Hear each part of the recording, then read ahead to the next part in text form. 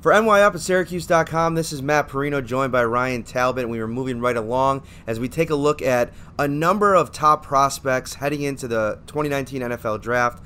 You have the Buffalo Bills with the number 9 overall selection, and there are plenty of options. Next up, tight end out of Iowa, Noah Fant. We already talked about Noah's teammate, TJ Hockenson, and Noah is, the game breaker. He is the highly athletic, fast, playmaking tight end that you're going to look to be, a playmaker in your offense a little bit more than Hockenson in terms of being a well-rounded tight end and a guy that can block and catch the ball. Noah Fant is almost like, an additional wide receiver in your offense. So, there's a lot to like about Noah Fant, in looking at him and breaking him down. Ryan, what are your impressions? Yeah, the one that jumps off the page is his speed and athleticism. Ran a 4.5 at the NFL Combine. He's the type of player that you put out there on the field that's going to create mismatches, whether you put a linebacker on him and the linebacker is going to be too slow in most cases, or if you put a defensive back on him, he's going to have that size advantage. So he's the definition of a mismatch. I'm not sure if he's the best choice available at 9, but if the Bills do trade down, I think Fant should be on their radar. For sure, and, there is a little bit of a question mark with Fant in the first round. I've read that some scouts even have him as a second round grade after kind of a disappointing season in 2018. I mean, there was a lot of hype around Noah Fant going into the 2018 season. TJ Hockenson kind of came on and emerged throughout the course of the season and became the top tight end. But going in, everybody was talking about Noah Fant and his playmaking ability. And there was times that he wasn't even on the field for Iowa, and they went with TJ Hockenson and some other options. So there may be some character concerns in terms of Noah Fant, reading up on him a little bit. And also, there's a serious lack of ability when it comes to being a blocker. And that's important in this game. You look at some of the elite guys in the league over the course of the last decade, Jason Witten, Travis Kelce, Rob Gronkowski, they can do it all. And with Noah Fant, you're kind of getting a one-trick pony. Yeah, and that's fair. Yeah, and that's probably one of the reasons why Hockenson was on the field so much last year at Iowa, is because he is a great blocker in addition to being a reliable tight end who kind of plays like a wide receiver. Fant, like we were saying, has the speed, has the athleticism, has that yard after catch ability where he can break away from defensive backs, safeties, linebackers, cornerbacks, whomever it may be. But there's also some drop issues there. He's not the top tight end in this draft class, in my opinion, but he is worthy of a mid-first round, late first-round pick. Definitely. And, the Buffalo Bills have, serious decisions to make on this offense, even after the work that they did in free agency. And you look at the tight end position right now, you're looking at Tyler Croft. Bring him in from Cincinnati.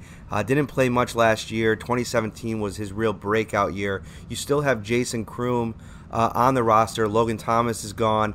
Charles Clay is gone. So there's still work to be done in terms of Brandon Beane bringing in talent at the tight end position. But with Fant, I think that he strikes me as a guy that, because of what he brings to the table and maybe a little bit of the lack of depth to his game, that's not the type of guy that you want to take a swing at in the first round, especially when you start adding up all of the question marks coming to his game.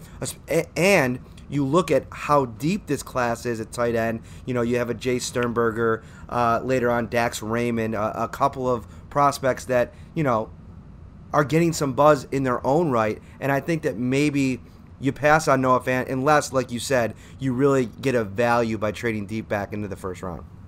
Well, yeah, and that's well said. The Bills actually did look at some tight ends here in this pre-draft process, brought in 3 different guys for pre-draft visits. A guy like Dawson Knox is like my tight end number 4, so he's not quite in that same tier as Fant, Hockenson, and Irv Smith Jr., but he's a guy that maybe if the Bills don't want to address the tight end position on day 1, maybe they grab him in round 3 on day 2. And like you already mentioned, Sternberger, and then there was even Westco out of West Virginia. So there were some different options out there that they've already looked at. I think that they have that in mind where, okay, if we don't get maybe Hawkinson's as their number one. I think he should be the number one tight end.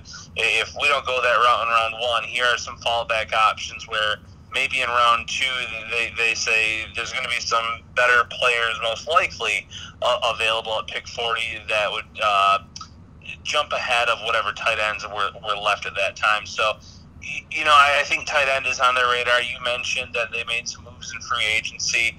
Croft, though, he did have a pretty decent season, 7 touchdowns in 2017, but he spent a lot of time blocking. Jason Kroom, still don't really know what you have there.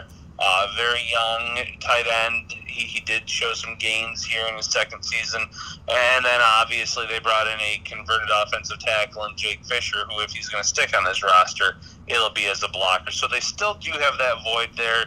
They do need that pass catch threat. So Fant is a possibility, but again, I think that's more realistically a trade down possibility in the first round. Come on, Ryan. You're not expecting 10 touchdowns out of Jake Fisher next year? I don't even know if we're going to see him for 10 games next year. So I'm rooting for the guy. Don't get me wrong. I think it's kind of interesting that he took it upon himself to say, I want to change positions. I want to try this out to prolong my career. So I'll be rooting for him. But, he faces an uphill battle. Definitely. And we are in the final March to the 2019 NFL Draft. Buffalo Bills picking at number 9. Keep it locked on to NY Up, Syracuse.com for all your Bills content.